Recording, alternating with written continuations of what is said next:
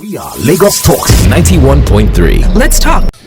Okay, today on the show, what we're going to do is one of our very own was celebrated by FIFA. You know, one of the very few people who've seen 10 World Cups, who've attended 10 World Cups back to back.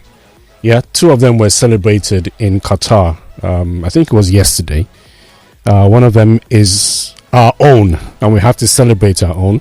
I'm talking here about Solaja, and he joins us live this morning on Sports Zone. Good morning, Kunle. How are you?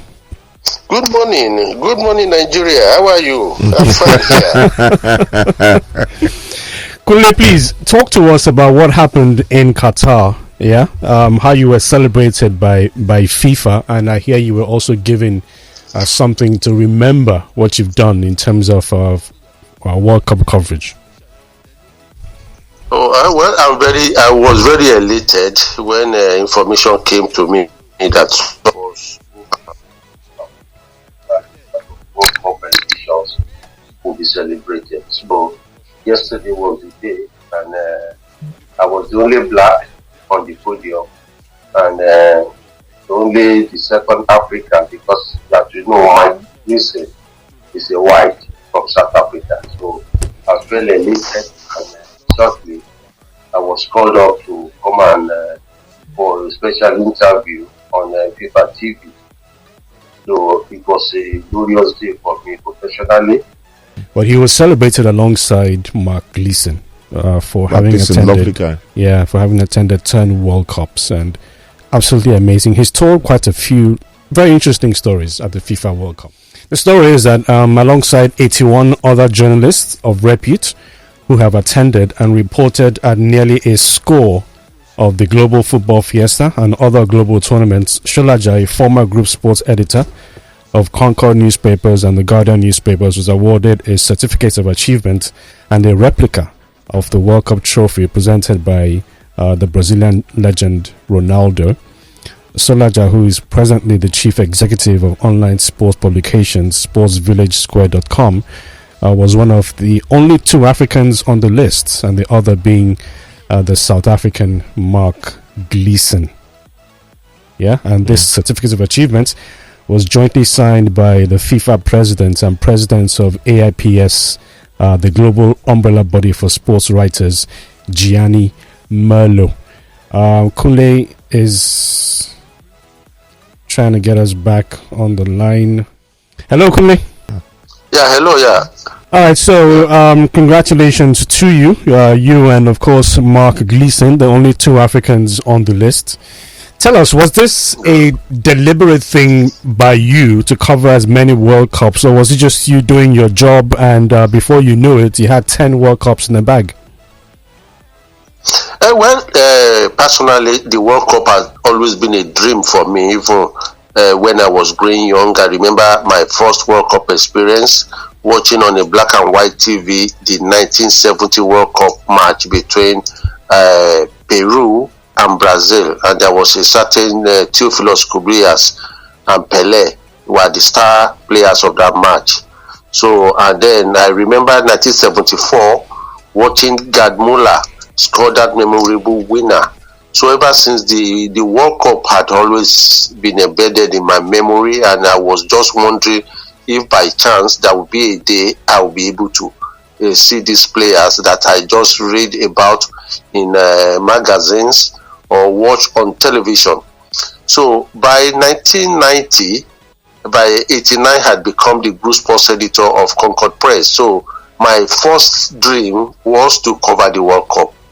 So when I applied for the accreditation and it came on 2 February 1990, incidentally the birthday of my son, so I was very elated. So the application went through, and I found myself in Italy for the World Cup then. So it has always been a dream. And there, when I was in Italy, I met a certain man, Diego Lucero. He's from Uruguay but based in Argentina. He was then known to be the only man that had watched every edition of the World Cup. Not even the members of the FIFA Executive Committee then, as it was called, I had that privilege. So I met him. He was an old man then, I think 84 then. So it was like a mentor to me. I said, if this one can have under his belt about 14, 15 World Cup edition, then I will try as much and see how many World Cups I will be able to attend. So I met him again in 1994, which is definitely was his last because he passed on the following year. So it has always been my dream to be at World Cup. Even when Concord was shot in 1994, I still got myself self-sponsored to the USA 94, just like I did for 2010 World Cup and 2018 World Cup, in which I have to sponsor myself. Even the current one, I have to do the same thing because it has always been a tradition and something that I've always desired, that I will spare no resources to be at the World Cup, and I'm happy all my efforts have yielded dividends. All right, in terms of organization, with all the World Cups that you've attended, how would you rate Qatar 2022? In terms of infrastructure, in terms of technology, in terms of disposal of financial resources, I would say this is the most expensive World Cup I've ever attended. The stadiums were built from scratch, except the Khalifa Stadium that was just upgraded. We have a stadium built with containers, 974 containers. So, which is something that is very marvelous in the site. They just constructed metro lines to connect the stadiums and everywhere. These were facilities not in place before, but under a very short period, they were able to put in all these ones. So making this the most expensive World Cup, and it's also the most digitally compliant, because unlike the previous World Cup, you hardly see a piece of paper in the workstations we are using. Everything, even team list, you get it from your dedicated FIFA hub. So no longer sharing of papers for you to have the team list and everything. So it's like everything is digitalized. So in terms of facilities, in terms of financial resources and everything, I rate Qatar 2022 very, very high. But in terms of human touch, I think Qatar not being one of the favorite football loving countries, they still have a lot to learn. For instance, now where most of them don't still have knowledge about organizing a competition of this nature, unlike elsewhere, whereas even the volunteers, the IT people, everyone is already abreast of the football culture. They don't have the football culture, and that probably explains the reason why their national team crashed out. In fact, they were the first to crash out, and they have a uniform scoreline in all their 3 group matches, 2-0, 2-0, 2-0. So, and in other clubs, once the host country crashes out, the competition drops in terms of attraction, in terms of attention and everything. So it's almost like what happened to us in 1999, when we deploy every effort to hosting and forgetting that we have a team to present. So I think that's what must have happened to Qatar. Okay, Shagun is here alongside Femi as well. I'm sure they have questions for you, but Cameroon recently engulfed in a bit of controversy. The goalkeeper Onana has been more or less ejected from the national team for unsavory behavior. Do you have any kind of information regarding that, or do we go to town with the story that we hear as far as the tabloids are concerned? Well, the update I have is that he's been ejected. The coach or the coaching crew resolved to eject him, and there was a circular signed by the General Secretary of CAFOOT affirming the right, being in support of the action of the coach. But I wouldn't be surprised, I don't have that information yet. I wouldn't be surprised if, like in other climes in Africa, where pressure will be put by external forces to see that player back. But if I were if I were in a position to take decision, I think a decision that was taken should be made to stand. Otherwise, Onana will be a bad influence in the camp. Kule, well done. Thank you, my brother. I celebrate you today. It's such a wonderful achievement, and I must admit I'm green with envy. But what's the mood among the African nations? In your opinion, which nations do you think? I mean, Senegal has already qualified for the second round. Is it likely that Ghana and Morocco join them? And how far do you think these teams can go in the competition? Well, if they have the strength to believe, the character to determine, I think they will. Like Senegal, which I watched yesterday at the Khalifa International Stadium, they know the objective of that match, and that anything short of victory, they were out. So they went for that victory, and the moment they got the second goal, they knew there would be pressure on them by the Ecuadorians to try and level up. What we failed to do 4 years ago, when all we needed was a draw, the score line that we achieved, we were still trying to be adventurous, as if we wanted to disgrace Argentina, when a 1-1 draw would have been okay for us. The same thing that happened to Brazil, that brilliant Brazilian team of 1982, when a draw would have seen them going through the next round, but they were still adventurous, trying to beat Italy, and before they knew it, a third goal came. So that was exactly what Senegal tried to avoid yesterday by defending, in fact, bringing out attackers and solidifying the defense towards the end of the game, to ensure that if the scoreline was going to change, it was meant to change in their favor. So they were determined, and I celebrate them for that.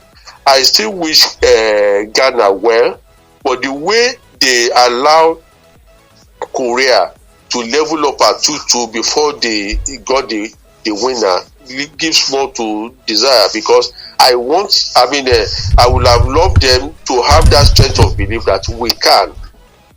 So if they play the same way they play with Korea, and I have my doubt over them, but they know what to do now, just like avoid being defeated, and in fact going for the victory, and also get it. I'm happy that these African teams that are doing well now, fairly well, I will say, are all being handled by the nationals of their country. So it's something good for us, and the time has come now for us to start looking inward, not by just picking anyone as a coach, but ensuring that those coaches actually go for refresher courses abroad. They go for attachment, so that they don't just be classroom pundits, those who will just be in the offices, and then you get appointment to be a coach, and then you are bereft of ideas. Okay, Kule, last question before we let you go. I'm more interested in the human angle stories at the World Cup. Is there anything unusual that you've come across? I read a story that you put out about a husband and wife covering the World Cup, but for two different newspapers, and at the World Cup were simply adversaries. Yes, they are Indian couple, both journalists, but writing for different papers. So in the media center, the workstation, they often sit apart, because they said they were working for rival newspapers, so trying to outdo one another. But after that, they come together again as couple that they are. So, and it's also a lesson for us, so that we, in whatever situation we find ourselves, we should still remember that we are professionals, and we need to guide professional ethics by at least doing our work as they are supposed to do. Otherwise, as couple, they will have just be copying one another, or just one of them working and just giving the script to the other. So I admire them, and I celebrate them also. All right, thank you, Kunle, for talking to us today. We wish you all the best. We'll keep in touch with you as far as your stay in Doha is concerned. Yeah. Thank you very much. All right, it's always a pleasure talking with you. All right, Kule, thank you very much. Okay. Man, I am able to. Okay. So is that up to 10? No, from 1990? So it was 9. 86 would have made it 10. Okay. 86 World Cup, Mexico 86. So now we'll make it 10. He said categorically that 90 was his first one. So with 90, that means it's 9 World Cups. Okay, 9 World Cups. Okay. So one shot. Abi? Oh, well, but that's still a fantastic. I'd say remarkable. It's a remarkable achievement because I met someone in Brazil who said he go to every World Cup. He and his wife like to go to Wimbledon every year, but she doesn't like football.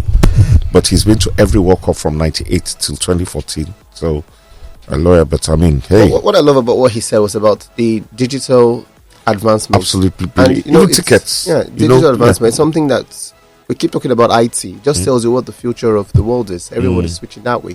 Something that we need to learn and stop being analog and monologue and all. Maybe in future we start thinking about the National Sports Festival. Maybe not to that level, but at least we should move away from the whole paper and pyro. Let athletes fill your list online. We should be able to access the information of these athletes. Can you imagine? Team lists, yes. We should see the contingent going for a National Sports Festival online. We should be able to get some bio data about this athlete, unlike the Olympics did. The Olympics had a channel where for every athlete, right? I think it was an app. For every athlete, there was something on them. Their personal time, personal best, records. Then when they finish an event, you find the information. Oh, this was how he fared at this event. It's something that we should start thinking of moving forward. We are Lagos Talks 91.3. Let's talk.